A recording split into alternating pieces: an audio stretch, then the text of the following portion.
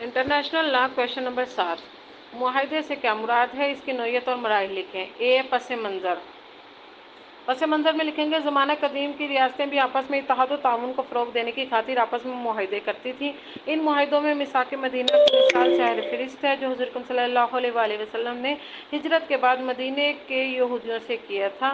اس کے علاوہ یونانیوں، مصریوں اور عربیوں کے ہاں بھی عہد نامے ہوتے رہے ہیں۔ نمبر 2 پر معاہدے کی تعریف۔ نمبر 3 پر معاہدے کی نوعیت۔ اے کنونشن، بی اعلان، سی نوٹس کا تبادلہ۔ نمبر 4 لکھیں گے تشکیل کے مراحل۔ معاہدے کے تشکیل کے مراحل: اے گفت و شنید، سب سے پہلے گفت و شنید، بی دستخط، سی توثیق، ڈی عمل درآمد۔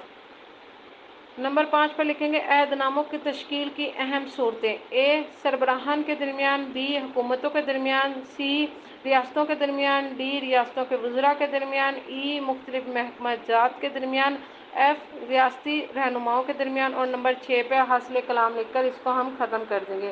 حاصل کلام میں ہم لکھیں گے المختصر یہ کہ عہد نامہ یا معاہدہ در حقیقت اخلاقی اور قانونی ذمہ داریوں کو پورا کرنے کا نام ہے۔ یہ ضروری نہیں ہے کہ عہد نامہ تحریری شکل میں ہی موجود ہو، بلکہ یہ ایک مشترکہ اعلانیہ بھی ہو سکتا ہے، اور اس اعلانیے کی پابندی کسی بھی تحریری عہد نامے سے زیادہ کی جاتی ہے۔